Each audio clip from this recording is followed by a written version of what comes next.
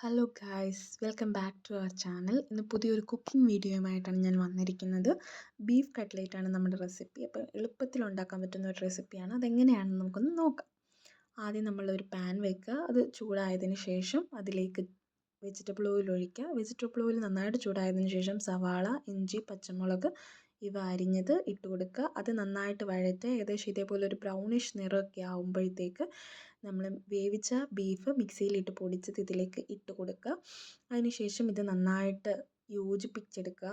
നന്നായിട്ട് എല്ലാ ഭാഗത്തും ചേരത്തക്ക വിധത്തിൽ ഇളക്കി കൊടുക്കുക. അതിന് ശേഷം ഈ ഇളക്കി വെച്ചിരിക്കുന്നതിലേക്ക് നമ്മൾ 3 ടേബിൾ സ്പൂൺ കുരുമുളക് പൊടി, ആവശ്യത്തിന് ഓരോരുത്തരുടെ എരിവിനനുസരിച്ച് കുരുമുളക് പൊടി ഇടുക. അതിനുശേഷം ഗരം മസാല ഇടുക. ഗരം മസാല ഇടുമ്പോൾ നല്ല ഒരു സ്മെല്ലൊക്കെ കിട്ടും. അതിന് വേണ്ടിയിട്ടാണ് നമ്മൾ ഗരം മസാല നന്നായിട്ട് ഇടുന്നത്. അതേപോലെ ടേസ്റ്റും കോംപ്രമൈസ് ചെയ്യാൻ പറ്റത്തില്ല.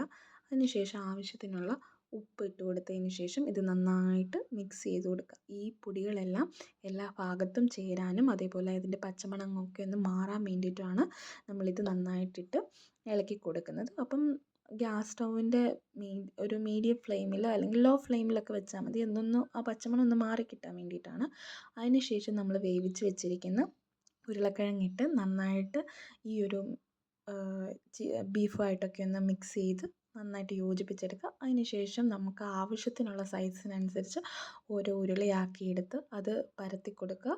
പരത്തിയതിന് ശേഷം അങ്ങനെ ഓരോന്ന് നമുക്ക് എത്ര ആണോ ആവശ്യം അതിനനുസരിച്ച് നമ്മളത് എടുത്തിട്ട് ഉരുട്ടിയത് നമ്മൾ എന്ത് ചെയ്യുക, പരത്തിയെടുത്ത് നമ്മളൊരു പാത്രത്തിലേക്ക് മാറ്റി വയ്ക്കുക.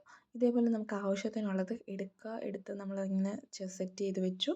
അതിന് ശേഷം നമ്മൾ സ്റ്റൗ ഓണാക്കി അതിലേക്കൊരു പാൻ വെച്ചതിന് ശേഷം വീണ്ടും നമ്മളെന്താണ് വെജിറ്റബിൾ ഓയിൽ ഒഴിച്ചു കൊടുക്കുകയാണ്. വെജിറ്റബിൾ ഓയിൽ ആവശ്യത്തിന് ഒഴിക്കുക. അത് നമ്മുടെ ആ ഒരു കട്ട്ലേറ്റ് അത് മുങ്ങിക്കിടക്കുന്ന വിധത്തിൽ ഇടുക. അതിന് ശേഷം നമ്മൾ 2 മുട്ട പൊട്ടിച്ച് അത് നന്നായിട്ട് ഇതാക്കിയതിന് ശേഷം അതിലേക്ക് നമ്മൾ ഈ എടുത്ത് വെച്ചിരിക്കുന്ന ഓരോ കട്ട്ലേറ്റ് മുക്കിയിട്ട് നമ്മൾ എന്ത് ചെയ്യണം, നന്നായിട്ട് ചൂടായിട്ട് വന്നിരിക്കുന്ന എണ്ണയിലേക്ക് നമ്മളിത് ഇങ്ങനെ നമ്മൾ ഓരോ കട്ട്ലേറ്റും ഈ എണ്ണയിലേക്ക് ഇട്ട് കൊടുക്കുകയാണ് ചെയ്യുന്നത്. ഇത് മസ്റ്റായിട്ട് നിങ്ങളൊന്ന് ട്രൈ ചെയ്ത് നോക്കണം. നല്ല അടിപൊളി കട്ട്ലേറ്റാണ്. നമുക്ക് ചോറിൻ്റെ കൂടെയൊക്കെ അത്യാവശ്യം കൂട്ടാനൊന്നും ഇല്ലെങ്കിൽ പെട്ടെന്നൊന്ന് റെഡിയാക്കിയിട്ട് നമുക്ക് മോരൊക്കെ ഒഴിച്ച് കഴിക്കാൻ പറ്റുന്ന ഒരു ഐറ്റമാണ്.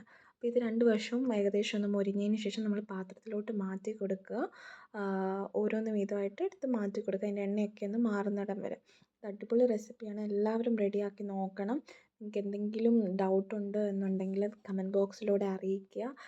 അപ്പം നമ്മുടെ കട്ട്ലേറ്റ് റെഡി ആയിട്ടിരിക്കുകയാണ്. നല്ല ടേസ്റ്റ് ഉണ്ടായിരുന്നു. ഞാനിത് കഴിച്ചു. ഞങ്ങൾ ചോറിൻ്റെ കൂടെയൊക്കെ കഴിക്കും. കൊച്ചിലൊക്കെ എനിക്ക് അമ്മ ഉണ്ടാക്കി തരുന്ന ഒരു ഐറ്റമാണ്. എല്ലാവരും ട്രൈ ചെയ്യുക.